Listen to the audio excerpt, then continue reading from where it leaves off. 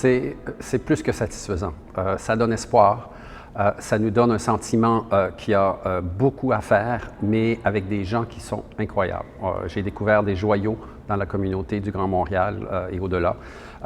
Et pour moi, le forum rassemble justement des forces, des ressources humaines et organisationnelles magnifiques. Et donc, ça donne énormément espoir qu'on puisse travailler justement le grand défi de la diversité et de l'inclusion et de l'équité, qui est pour moi un des grands défis de nos sociétés, que ce soit au niveau municipal, provincial, national ou international.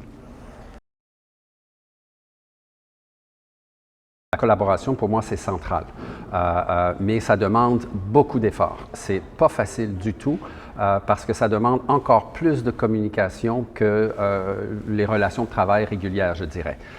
Je pense que ce que j'ai découvert dans ma recherche, c'est que souvent on fait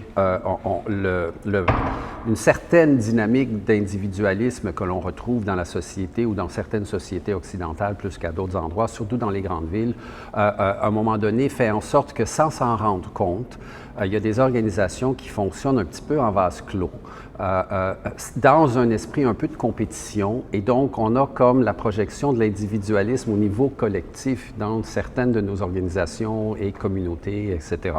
Et ça, c'est très dangereux pour une société qui, elle, est composée de multiples individus, mais aussi de multiples et diverses organisations et regroupements communautaires, identitaires, etc. Donc, le principe de la collaboration, pour moi, est central pour le vivre ensemble, pour le construire ensemble, qui doit être fait de façon journalière, à court, à moyen, à long terme. Et ça, apprendre à collaborer, c'est pas facile parce que ça demande au cœur de la collaboration un dialogue constant, où on ne met pas nécessairement, où on ne pense pas nécessairement trouver des solutions immédiates, mais on pense simplement d'abord et avant tout à se connaître mutuellement, à se respecter là où il y a des similarités, mais accepter qu'il y a des différences aussi, et ensuite travailler sur ce lieu de rencontre entre là où il y a similarité qui nous rapproche facilement, et là où il y a différences ou qui peuvent être plus ou moins grandes et qui peuvent justement faire que certaines de nos émotions négatives ressortent. Puis là, il faut gérer ça. Mais il faut le faire ensemble. Puis il faut le faire dans le plus grand respect et dans la plus grande ouverture à découvrir et à apprendre et à surmonter nos angles morts, comme on a entendu si bien hier dans plusieurs des présentations. Pour moi, c'est génial et c'est absolument essentiel, surtout dans un retour à la nouvelle normalité post-COVID. On a besoin de ces rencontres entre personnes là, où on peut se voir, on peut s'entendre, on peut se ressentir les uns les autres parce qu'on sait que la communication par Zoom, c'est du verbal, c'est du visuel, mais ça s'arrête là. Et toute la dimension de la communication non verbale qui passe par le cœur, qui lui aussi émet des façons de communiquer avec les autres, ne passe pas ou très peu quand on est dans le Zoom.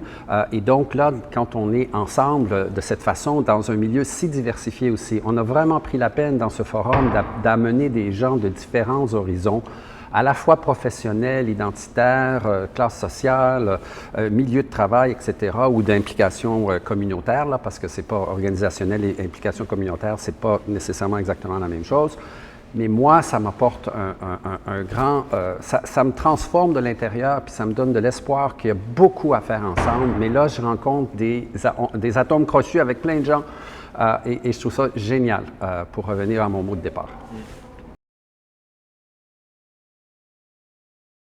Pour moi, le forum est génial, mais il demande également qu'on puisse regarder tout ce qui va en ressortir et puis se dire ensemble comment on construit l'avenir, comment on élargit le réseau, comment est-ce qu'on le consolide, ce réseau de personnes, d'organisations, de liens avec la Ville de Montréal et d'autres institutions municipales et gouvernementales. C'est essentiel et un des espaces sur lesquels j'aimerais qu'on puisse agrandir davantage l'inclusion, c'est les communautés religieuses et leur façon finalement d'être également appelés à travailler avec nous pour ce qu'on veut, parce que finalement, il y a, on le sait, des injustices et de la discrimination. Il y a la loi 21 qui est problématique à plusieurs égards et on doit en parler ensemble.